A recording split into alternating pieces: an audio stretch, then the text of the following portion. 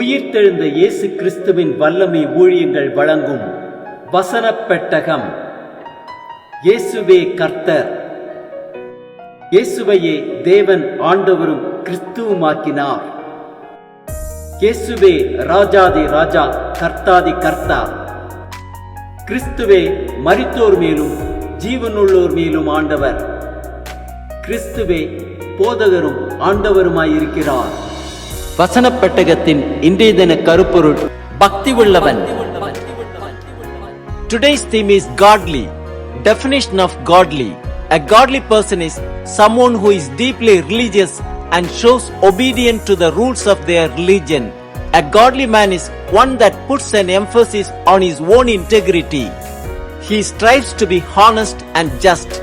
He works to develop a strong ethical foundation.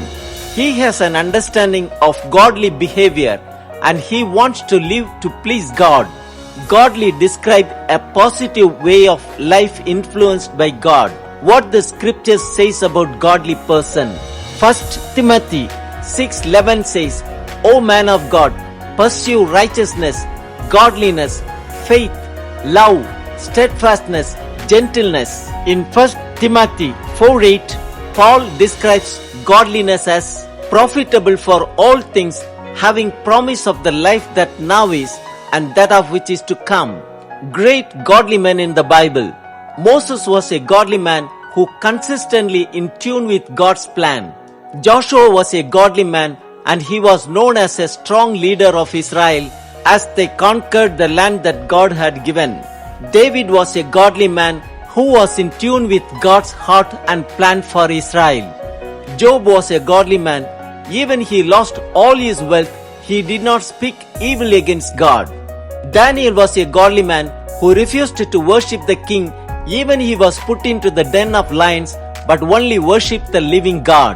Paul was a great and godly man who established many churches, trained young pastors, and wrote much of the New Testament. Characteristics of a godly man. Keeps his heart pure. A godly man strives to have purity of heart. He strives to avoid lust and other temptations and works hard to overcome them. He keeps his mind sharp. He wants to know God's answer to any situation he may face. This means spending time in Bible reading and spending time in prayer. He has integrity. He strives to be honest and just. He works to develop a strong ethical foundation. He has an understanding of godly behavior and he wants to live to please God. He uses his words wisely. Godly man puts an emphasis on speaking well to others. He actually works on telling the truth in a loving manner and in a way that people respect him for his honesty. He works hard.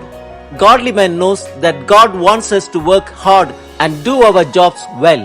He wants us to be an example to the world of what good hard work can bring. He devotes himself to God. God is always a priority to a godly man. The man looks to God to guide him and direct his movements. He relies on God to provide him with an understanding of situations. He devotes his time to doing godly work. Godly men go to church. They spend time in prayer. He never gives up. A godly man knows the difference between God's plan and his own. He knows never to give up when it is God's plan and to persevere through a situation. And he also knows when to change direction when he allows his own mind to get in the way of God's plan. He gives without complaint. A godly man gives his time or his money without complaining because it's God's glory he seeks. When he is doing God's work, he gives to others and God gives him a heart for giving. Let us pursue righteousness, godliness, faith, love, steadfastness, gentleness, and follow the steps of Jesus Christ, who is the author and finisher of our faith. God bless you all. பக்தி உள்ளவனை கர்த்தர் தமக்காக தெரிந்து கொண்டார் என்று அறியுங்கள். நான் கர்த்தரை நோக்கி கூப்பிடுகையில் அவர் கேட்பார். பக்தி உள்ளவனை குறித்ததான வேத வசனங்களை பார்க்கலாம். 1 தீமோத்தேயு 2:2 முதல் 4 வரை உள்ள வசனங்களில் வாசிக்கிறோம். நாம் எல்லா பக்தியோடும் நல்லொழுக்கத்தோடும் கலகமில்லாமல் அமைதலுள்ள ஜீவனம் பண்ணும்படிக்கு ராஜாக்களுக்காகவும் அதிகாரமுள்ள யாவருக்காகவும் அப்படியே செய்ய வேண்டும். நம்முடைய இரட்சகராகிய தேவனுக்கு முன்பாக அது நன்மையும் பிரியமுமாயிருக்கிறது. எல்லா மனுஷரும் ரட்சிக்கப்படவும் சத்தியத்தை அறிகிற அறிவை அடையவும் அவர் சித்தமுள்ளவராயிருக்கிறார். 1 தீமோத்தேயு 3:16 வாசிக்கிறோம், அன்றியும் தேவ பக்திக்குரிய ரகசியமானது யாவரும் ஒப்புக்கொள்ளுகிறபடியே மகா மேன்மை உள்ளது.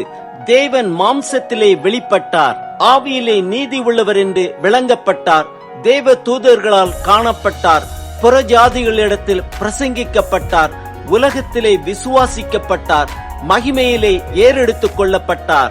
1 தீமோத்தேயு 4:7-8 வாசிக்கிறோம், சீர்கேடும் கிழவிகள் பேச்சுமாயிருக்கிற கட்டுக்கதைகளுக்கு விலகி தேவ பக்திக்கு ஏதுவாக முயற்சி பண்ணு. சரீர முயற்சி அற்ப பிரயோஜனம் உள்ளது. தேவ பக்தியானது இந்த ஜீவனுக்கும் இதற்கு பின்வரும் ஜீவனுக்கும் வாக்குத்தத்தம் உள்ளதாகியால் எல்லாவற்றிலும் பிரயோஜனம் உள்ளது. 1 தீமோத்தேயு 6:5-6 வாசிக்கிறோம், கெட்ட சிந்தை உள்ளவர்களும் சத்தியமில்லாதவர்களும் தேவ பக்தியை ஆதாய தொழில் என்று எண்ணுகிறவர்களுமாயிருக்கிற மனுஷர்களால் உண்டாகும் மாறுபாடான தர்க்கங்களும் பிறக்கும்.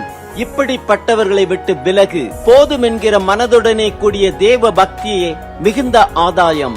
1 தீமோத்தேயு 6:11 வாசிக்கிறோம், நீயோ தேவனுடைய மனுஷனே இவைகளை விட்டோடி நீதியையும் தேவ பக்தியையும் விசுவாசத்தையும் அன்பையும் பொறுமையையும் சாந்த குணத்தையும் அடையும்படி நாடு. 2 தீமோத்தேயு 3:5 வாசிக்கிறோம், தேவ பக்தியின் வேஷத்தை தரித்து அதன் பலனை மறுதலிக்கிறவர்களாயும் இருப்பார்கள். இப்படிப்பட்டவர்களை நீ விட்டு விலகு.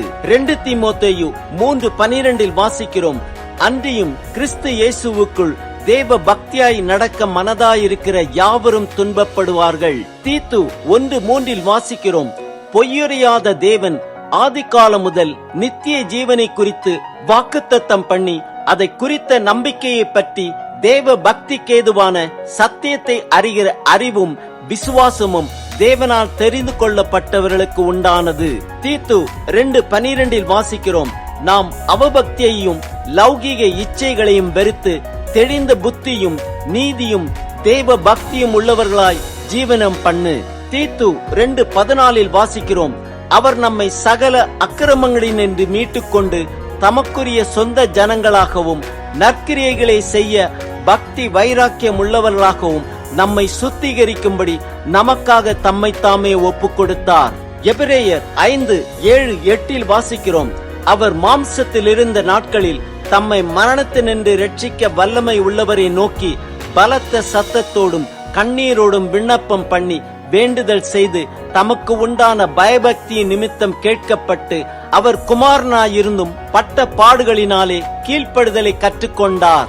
எபிரேயர் 11:7 வாசிக்கிறோம், விசுவாசத்தினாலே நோவா தற்காலத்திலே காணப்படாதவைகளை குறித்து தேவ எச்சரிப்பு பெற்று பயபக்தி உள்ளவனாகி தன் குடும்பத்தை ரட்சிப்பதற்கு பேழையை உண்டு பண்ணினான். அதனாலே அவன் உலகம் ஆக்கினைக்குள்ளானதென்று தீர்த்து விசுவாசத்தினால் உண்டாகும் நீதிக்கு சுதந்திரவாளியானான். எபிரேயர் 12:28 வாசிக்கிறோம், ஆதலால் அசைவில்லாத ராஜ்யத்தை பெறுகிறவர்களாகிய நாம் பயத்தோடும் பக்தியோடும் தேவனுக்கு பிரியமாய் ஆராதனை செய்யும்படி கிருபையை பற்றி கொள்ள கடவோம். யாக்கோபு 1:26-27 வாசிக்கிறோம், உங்களில் ஒருவன் தன் நாவை அடக்காமல் தன் இருதயத்தை வஞ்சித்து தன்னை தேவ பக்தி உள்ளவன் என்று எண்ணினால் அவனுடைய தேவ பக்தி வீணாயிருக்கும். திக்கற்ற பிள்ளைகளும் விதவைகளும் படுகிற உபத்திரவத்திலே அவர்களை விசாரிக்கிறதும் உலகத்தால் கரைப்படாதபடிக்கு தன்னை காத்து கொள்ளுகிறதுமே பிதாவாகிய தேவனுக்கு முன்பாக மாசில்லாத சுத்தமான பக்தியாயிருக்கிறது. ஆம், பக்தி உள்ளவனை கர்த்தர் தமக்காக தெரிந்து கொண்டார் என்று அறியுங்கள். அசைவில்லாத ராஜ்யத்தை பெறுகிறவர்களாகிய நாம் பயத்தோடும் பக்தியோடும் தேவனுக்கு பிரியமாய் ஆராதனை செய்து அவருடைய நாமத்தை மைமைப்படுத்துவோம். தேவ பக்தியை ஆதாய தொழில் என்று எண்ணாதவர்களாய் உலகத்தால் கரைப்படாதபடிக்கு நம்மை காத்து கொண்டு பிதாவாகிய தேவனுக்கு முன்பாக மாசில்லாத சுத்தமானவர்களாக ஜீவனம் பண்ணுவோம்.